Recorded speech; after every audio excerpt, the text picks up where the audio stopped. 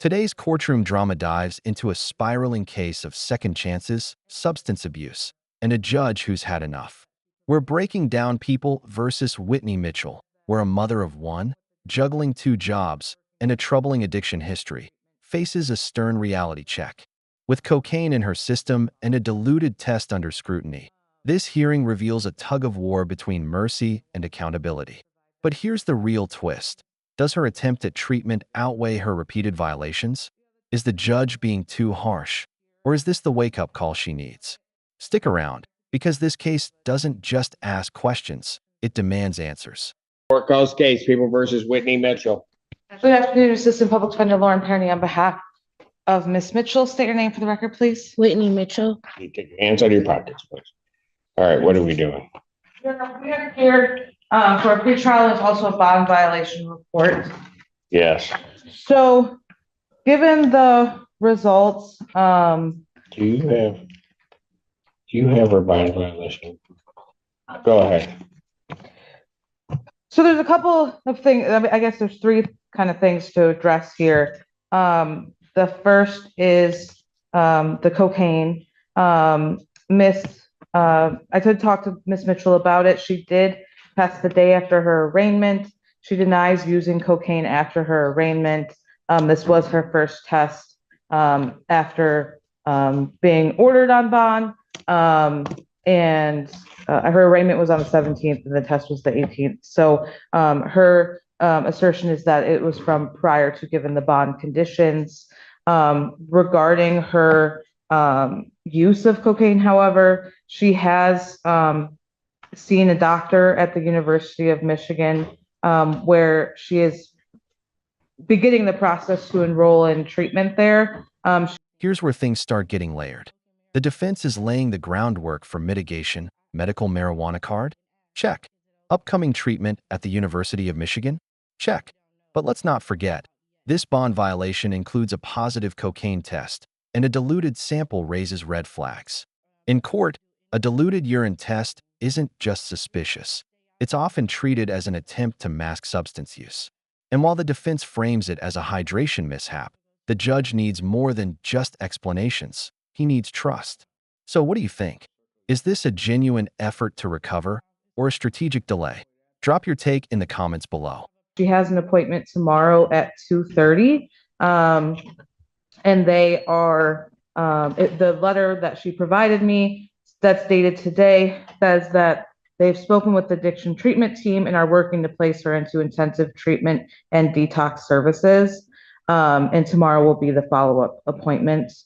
Regarding the THC, she does have a medical marijuana card and did provide that to community corrections.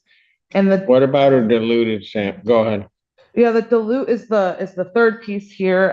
I asked her about it. I also tried to get kind of a definition from community corrections. I didn't receive one, but her explanation was that she woke up, didn't eat anything, drank some water, took her kids to school, then went to community corrections, as is her normal routine. She didn't have any insight into what happened, and I don't know why. We both don't know why it would be diluted.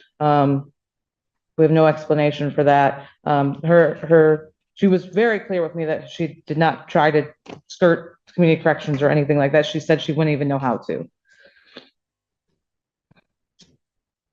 So given all that, Your Honor, my request is to keep her out of custody, let her go to this appointment at the University of Michigan, see if they can get her into treatment and detox. She is employed. She has two jobs and a young child. She works at the University of Michigan and at Five Guys. How old's your son? He's not young. He's 15, Oh, but 15. I still care for him every day. Drive him back and forth to school, cook him dinner. That's this individual with, I have a second offense operating while intoxicated at this point on this case. That is alleged to have occurred back in June. And I have a test result that shows up on the 18th as positive for cocaine. Her next test, though, is a diluted sample. Can I speak? Yeah. So what that was, I wasn't doing any drugs like cocaine or anything. I was smoking marijuana, and then I'm like, I remember I called and asked, is it okay if I can smoke? And they were like, we don't know. Then I found out yes. So I drank some bottles of water before the test, but I didn't do any hard drugs or anything. And I just really want to stay out so I can keep my jobs and stuff. And I can, because if I lose the job, then I won't be able to go to the treatment because I won't have the insurance. Yeah. It's a horrible circle you placed yourself in. Yes, it's all my fault. Oh, it absolutely is all your fault. I have a problem and I'm willing to try to get it fixed now. Is that before or after you kill somebody with a car? I don't, This is your second offense, or at least alleged second offense. Your Honor, I don't plan on killing anyone. I really plan on. Nobody ever does. Okay, I'm sorry, Your Honor. I just want to stay out for my son and my job. So when you were doing the cocaine, how much were you thinking about your son? This moment hits hard. The judge confronts Whitney directly. How much were you thinking about your son when you were doing cocaine? It's brutal, but it's meant to expose a painful truth. Actions speak louder than courtroom pleas. Whitney admits she was being selfish, and in doing so, the courtroom shifts from legal proceedings to a raw intervention. It's uncomfortable, but necessary. Judges often serve as society's last mirror in cases like this, and this one is holding nothing back. Can tough love in a courtroom really spark change? Or does it only deepen the shame? This is the emotional core of the case. I wasn't thinking, I was thinking about myself then being selfish. So why are you bringing him up now saying you want to be out with him when you weren't thinking about him when you were doing the cocaine? Because to see the look on his face when I told him I was coming, and to think to prioritize that stuff ahead of him, and with the good stuff I finally do have going in my life. When I start doing good, I just want to be on a straight and narrow and get clean and stay out. I don't want to have to start from scratch. No, my mercy is in your hands.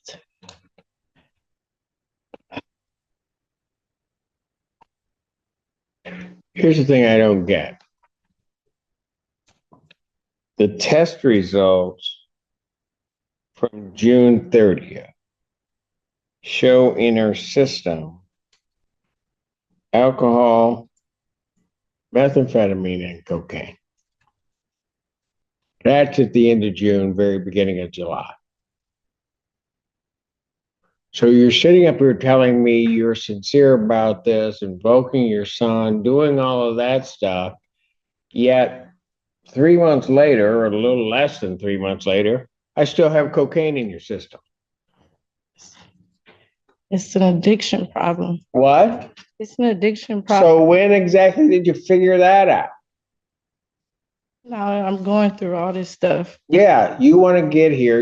You're an addict. You're going to get here and try to tell me anything and everything in the world to try to keep yourself out of trouble and keep from being accountable. That's what you're doing. I just want to keep the positive things going in my life. I'm willing to admit my wrongs. Like,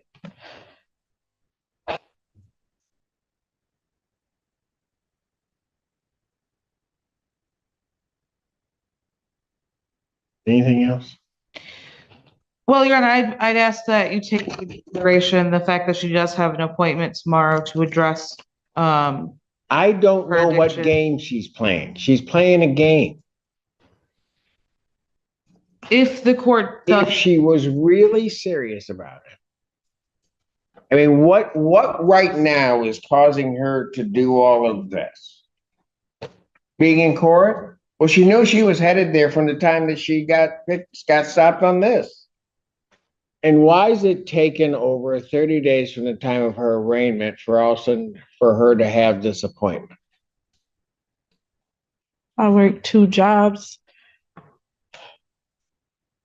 I just don't want to lose everything.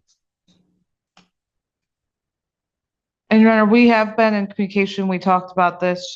She's willing to do treatment. I think she's admitted to the court that it would be helpful for her.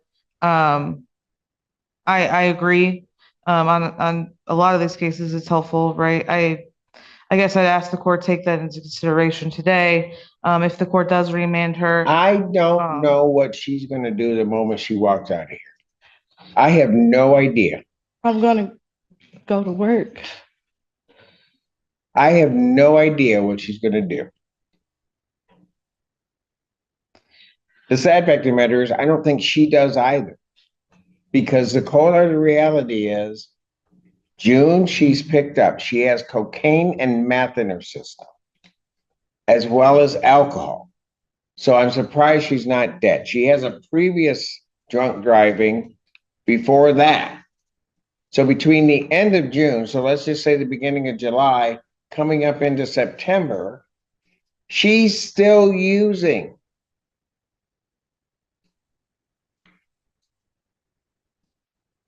yeah,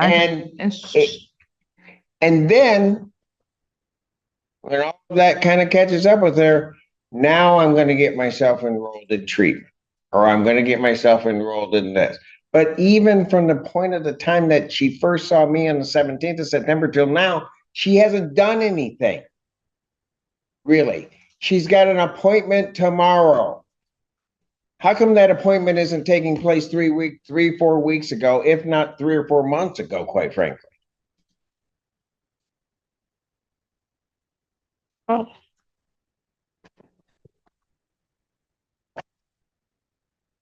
I just worked so many hours and just try to take care of our kid. I should have made it 3 weeks ago, but I'm trying to take. You got an excuse for everything. Yeah, everything coming out of your mouth is an excuse. I just want to do better. if I am able to communicate with the doctor and coordinate some kind of plan moving forward, can I submit that to the court for your consideration? Certainly you may, but you know, you can have a plan, but then she's going to need to do it. Because I'm going to tell you right now, she's coming before me. She's telling me everything that she's telling me, but she's lying to me like she's been lying to everybody in her family and everybody around her for I don't know how long, but certainly over the last year.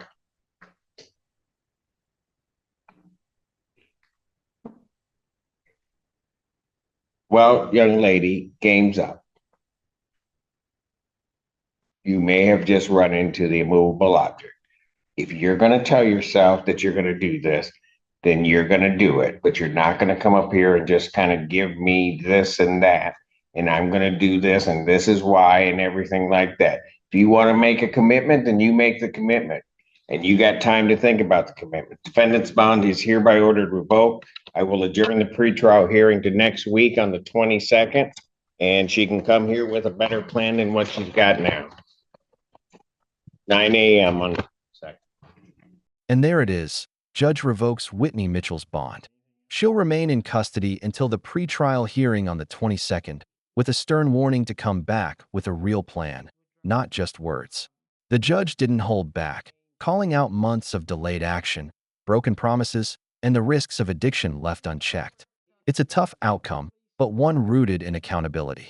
Now the question is, will this be her turning point, or just another chapter in a deeper spiral? If you found this case as shocking as we did, make sure to hit that like button, share your thoughts in the comments, and don't forget to subscribe for more jaw-dropping courtroom breakdowns. Real people, real cases, real consequences.